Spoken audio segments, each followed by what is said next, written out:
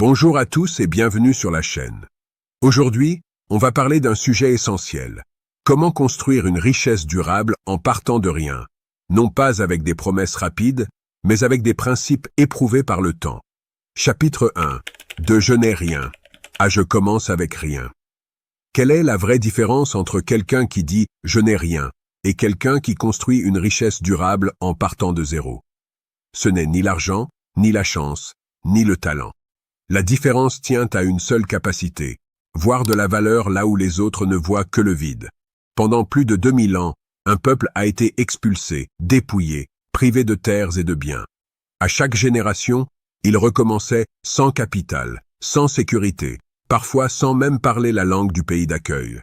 Et pourtant, ils ont reconstruit encore et encore. Pourquoi? Parce qu'ils avaient compris une loi fondamentale. L'argent n'est jamais le point de départ. Il est toujours le résultat. Si aujourd'hui tu te dis « je pars de rien », laisse-moi te dire une vérité simple. Tu n'es pas vide, tu es mal orienté.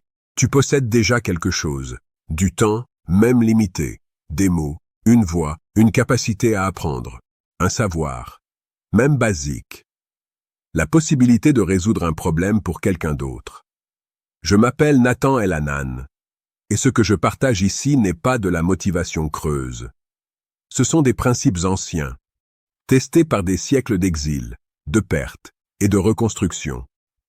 Des lois invisibles qui ont permis de créer de la richesse sans jamais dépendre de l'argent comme point de départ. Il y a environ 4000 ans, un homme nommé Amiel quitta sa terre avec presque rien. Pas de richesse, pas de sécurité, pas d'avenir garanti. Mais il avait une chose que beaucoup n'ont pas aujourd'hui. Une direction claire. Petite pause. Si ce que tu entends t'aide à voir plus clair, abonne-toi maintenant. Ce savoir change des vies, quand on l'applique. Et voici le premier principe de toute prospérité durable. La richesse commence par la clarté, pas par l'argent. Quand tu dis « je n'ai rien », ce que tu dis en réalité, c'est « je ne sais pas encore quoi faire avec ce que j'ai ». Les enseignements anciens le rappellent. Tu n'as pas besoin d'avoir tout compris, mais tu n'as pas le droit de rester immobile. Chaque fois que ce peuple arrivait dans un nouveau pays, il arrivait sans bien, mais jamais sans valeur. Car la valeur ne se transporte pas dans des coffres, elle se transporte dans l'esprit. Voici une loi simple. L'argent fuit le désespoir, mais poursuit l'utilité réelle. Si tu peux aujourd'hui aider une seule personne à résoudre un problème, même petit, tu as déjà commencé. Tu n'as pas besoin d'une entreprise ni d'un diplôme. Tu as besoin d'un besoin réel à satisfaire.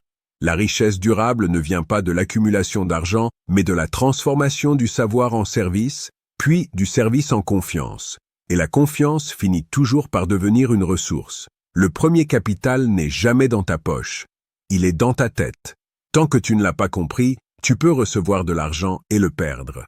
Mais une fois que tu l'as compris, même sans argent, tu peux recommencer autant de fois que nécessaire. Chapitre 2. Le premier capital n'est pas dans ta poche. Beaucoup de gens pensent que pour gagner de l'argent, il faut d'abord de l'argent. Cette croyance paraît logique, mais elle est fausse. Si c'était vrai, ceux qui ont tout perdu n'auraient jamais pu recommencer. Et pourtant, l'histoire montre exactement l'inverse. Le véritable premier capital n'a jamais été financier. Il est mental. C'est pour cette raison qu'un peuple a été surnommé le peuple du livre. Non pas parce qu'il possédait plus de biens que les autres, mais parce qu'il investissait d'abord dans ce qu'on ne peut pas voler, le savoir. On peut te prendre une maison, on peut te prendre un commerce, on peut te prendre un pays. Mais ce que tu sais, ce que tu comprends, ce que tu maîtrises, ça voyage avec toi. Les enseignements anciens disent une chose essentielle. L'homme ne vit pas seulement de ce qu'il possède, mais de ce qu'il comprend. Ce n'est pas qu'une idée spirituelle. C'est une loi pratique. Ta manière de penser détermine ta manière d'agir. Ta manière d'agir détermine tes résultats. Si aujourd'hui tu manques d'argent, ce n'est pas forcément parce que les opportunités n'existent pas. C'est souvent parce que ton esprit n'est pas préparé à les reconnaître. Combien de fois as-tu dit « je ne peux pas »,« je ne sais pas »,« je n'ai pas ». Chaque phrase de ce type programme ton esprit pour la pénurie. Et un esprit programmé pour la pénurie ne voit pas les opportunités, il ne voit que les obstacles. La sagesse ancienne enseigne l'ordre correct. D'abord, tu changes ta façon de penser, ensuite ta façon de vivre. Jamais l'inverse. C'est pour cela que l'éducation a toujours été placée avant la possession. Un esprit entraîné peut multiplier de petites ressources. Un esprit non préparé peut détruire de grandes richesses. Regarde un exemple simple. Une personne qui sait réparer des téléphones n'a pas besoin d'un gros capital pour commencer. Elle a besoin de son savoir et de quelques outils basiques. Son intelligence devient son investissement initial. Et toi, tu sais quelque chose, même si tu le sous-estimes. Tu sais peut-être cuisiner, parler, écrire, organiser, expliquer, aider, résoudre un problème précis. L'erreur n'est pas de ne pas savoir. L'erreur est d'attendre. Attendre le moment parfait. Attendre d'avoir plus d'argent. Attendre la permission. Mais la sagesse financière ancestrale est claire. Commence avec ce que tu sais, là où tu es, maintenant. L'argent ne récompense pas la préparation parfaite. Il récompense l'action constante. Et plus ton esprit devient clair, plus les opportunités deviennent visibles. Parce que la richesse ne commence jamais à l'extérieur. Elle commence toujours à l'intérieur. Chapitre 3. Ta richesse se cache dans tes relations. Beaucoup de personnes croient que leur problème principal est le manque d'argent. En réalité, leur vrai problème est le manque de connexions utiles. Un compte en banque peut se vider en une nuit. Un réseau solide, lui, peut te nourrir toute une vie. Les anciens l'avaient compris depuis longtemps. Ta valeur économique augmente à mesure que ta valeur relationnelle grandit. À chaque fois que ce peuple était forcé de quitter un pays, il ne commençait pas par chercher un emploi. Il commençait par chercher des personnes, une communauté, un cercle, un lien de confiance. Il partageait l'information, s'entraidait, se recommandait. De ces relations naissaient des opportunités, des associations, parfois même des prêts sans intérêt. Ce n'était pas de la charité. C'était un système. Il ne disait pas « j'ai besoin d'argent ». Il disait « nous devons prospérer ensemble ». Et dans ce « nous » se cache un principe fondamental. Personne ne s'enrichit durablement seul. Les relations ne tombent pas du ciel. Elles se construisent. Elles naissent de la confiance répétée, de la parole tenue, de l'aide donnée sans calcul immédiat. C'est là qu'entre en jeu une stratégie simple mais puissante, donner avant de recevoir. Donner ton temps, donner ton attention, donner ton savoir. Connecter deux personnes qui peuvent s'aider. Chaque action de ce type est un dépôt dans une banque invisible. Cette banque ne paie pas immédiatement, mais elle paie toujours. Quand une opportunité surgit, les gens pensent d'abord à ceux en qui ils ont confiance. Pas aux plus brillants, pas aux plus diplômés, aux plus fiables. C'est ainsi que des industries entières ont été dominées, non par l'argent de départ, mais par des réseaux solides où la parole avait plus de valeur qu'un contrat. Tu peux faire la même chose. Commence petit. Aide une personne aujourd'hui sans rien attendre. Aide une autre demain. Dans un mois, tu auras aidé une trentaine de personnes.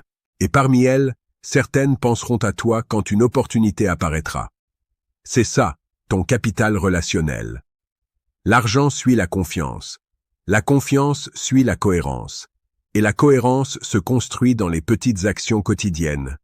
Si tu n'as pas encore le réseau que tu veux, ne te plains pas. Commence à le bâtir. Parce que ta richesse future dépend moins de ce que tu possèdes aujourd'hui que de qui te fait confiance demain. Chapitre 4. La force des petites actions répétées. Beaucoup de personnes cherchent le grand coup, l'idée géniale, l'opportunité unique qui va tout changer d'un coup. Mais la vérité est plus sobre et beaucoup plus fiable. La richesse durable ne vient pas d'un moment exceptionnel, mais d'un système simple répété avec constance. Les anciens le savaient. Ils n'ont jamais misé sur la chance, ils ont misé sur la répétition. Il existe une histoire ancienne qui illustre parfaitement ce principe. Un homme nommé Yaël conclut un accord qui, à première vue, semblait défavorable. Il ne reçut pas la meilleure part. Mais il comprenait quelque chose que les autres ignoraient. Ce n'est pas l'accord qui enrichit, c'est le système appliqué dans le temps. Jour après jour, il appliqua la même méthode, sans précipitation, sans panique, sans abandon. Et avec le temps, les résultats se sont accumulés. Pas par magie, par discipline.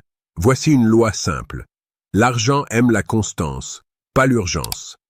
Une action faite une seule fois crée une émotion. Une action répétée crée un revenu. Vendre une chose une fois ne change pas ta vie. La vendre chaque jour, même à petite échelle, crée une base. Apprendre pendant une journée est insuffisant. Apprendre 15 minutes par jour pendant 1 an transforme une compétence. Servir une personne ne fait pas une carrière. Servir régulièrement crée une réputation. Ce n'est pas la vitesse qui compte, c'est la régularité. Beaucoup abandonnent parce qu'ils veulent des résultats immédiats. Mais l'abandon est le seul véritable échec.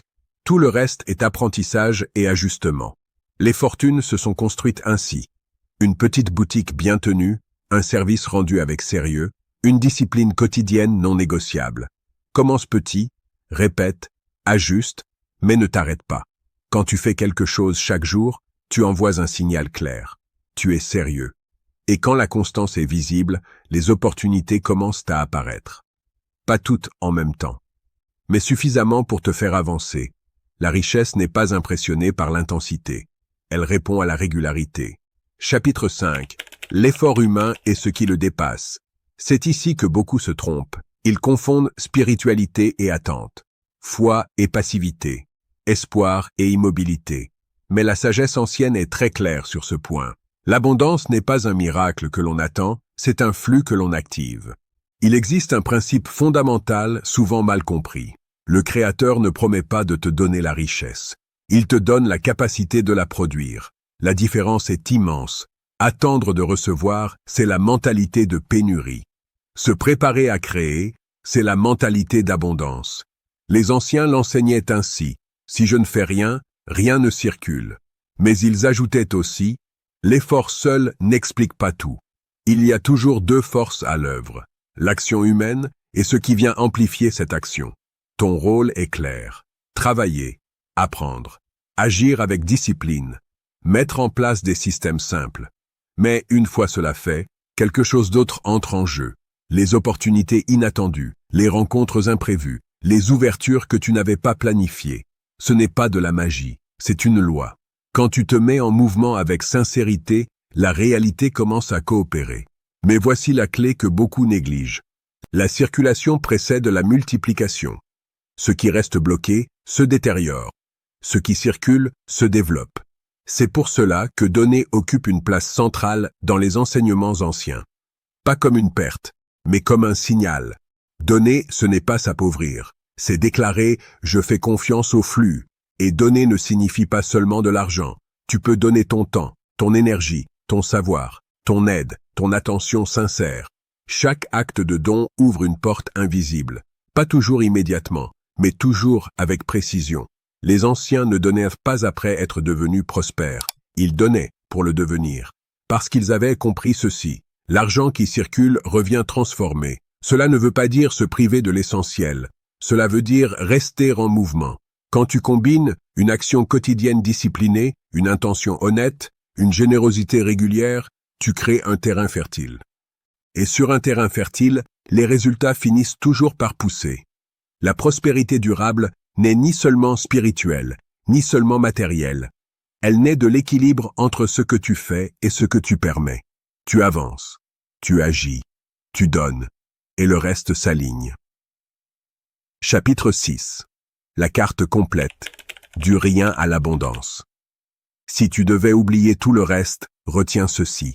La richesse n'est pas un événement, c'est un processus. Elle ne commence pas quand l'argent arrive. Elle commence quand tu décides d'agir avec ce que tu as. Voici la carte complète, simple et éprouvée. Étape 1. Identifie ta valeur invisible. Ce que tu sais faire. Ce que tu comprends mieux que d'autres. Ce que tu peux apprendre rapidement. Même si ça te paraît banal, pour quelqu'un d'autre, c'est précieux. Étape 2. Transforme cette valeur en service. Ne cherche pas d'abord à gagner. Cherche à aider. Résous un problème réel, même petit. La valeur crée l'utilité. L'utilité attire la demande. Étape 3. Construis ta réputation avant ton revenu. Sois fiable. Tiens ta parole. Fais plus que ce qui est attendu. La réputation est une monnaie qui ne se dévalue pas. Étape 4. Élargis ton réseau consciemment. Connecte-toi aux gens sans calcul immédiat. Aide, recommande, partage.